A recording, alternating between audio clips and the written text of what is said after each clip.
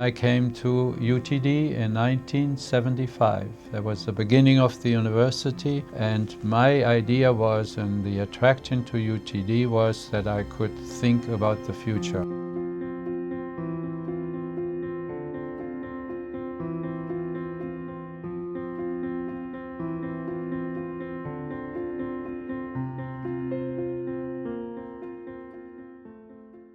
I began to use the word in German Vordenken, to think toward the future. It's very important to recognize that the university was open to new ideas. And that's what gave me the opportunity to introduce courses. And the one that I introduced there was the translation workshop. It took him only 3 years actually to create the Center for Translation, which at that point I envisioned for a young academic like himself to come to Dallas and to create a center like that would have required, it's called a bold vision. I was in the comparative literature portion of that, and I actually was a student that came along with Dr. Schulte.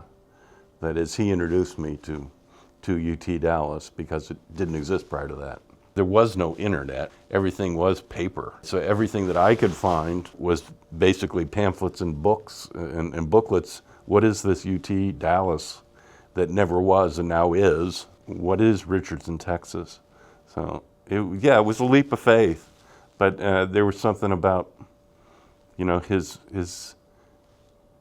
excitement, his engagement, that said, yeah, I think this is going to work. At that time, I think most literature departments, certainly in high school and so forth, but also in colleges, just assumed that a translation appeared.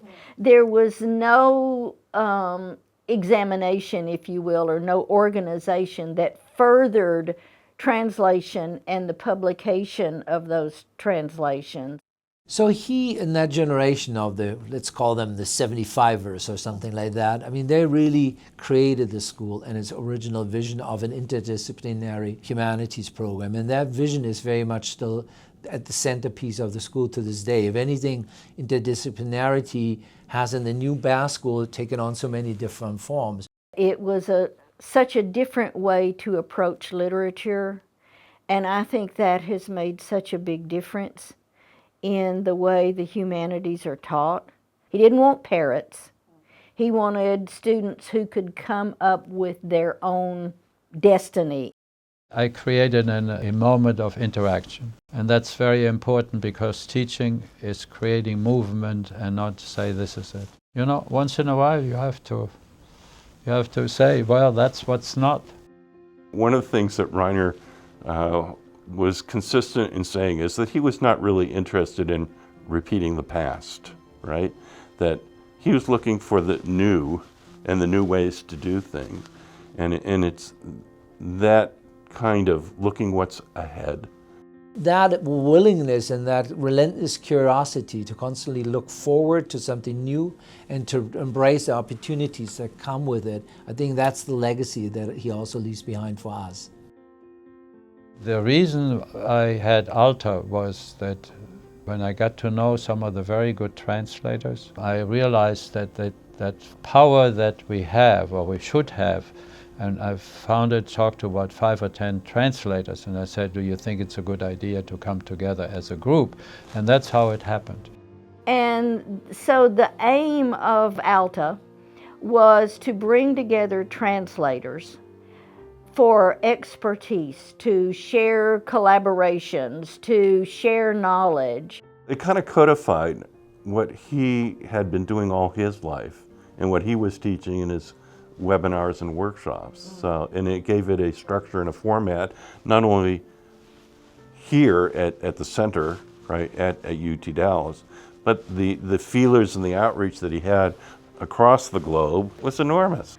I knew there were a lot of new things going on with the translation review, with the center, with putting on conferences, with ALTA and so forth, but I don't think I had any idea that it would have the influence and make the difference that it has. In the end of the day, it's I think it's the students. I mean, why we're ultimately here, it's the students. And I think he has been on endless amounts of dissertation committees, dissertation proposals committees and the likes. And I think that's where, you know, as a professor, your books, publications, leadership, fundraising, all of these are incredibly important markers of one's own accomplishment. But I think nothing compares to the legacy of students that one leaves behind. And Rainer has done quite a bit in that category. I think he taught me how to think and how to look at things, right? How to pick it up, turn it around. How else can we look at it? I appreciate his being a friend. I appreciate his being a mentor. I appreciate what he did for UTD. He made it a center in the country for the field of translation studies. That's what I'm thankful for.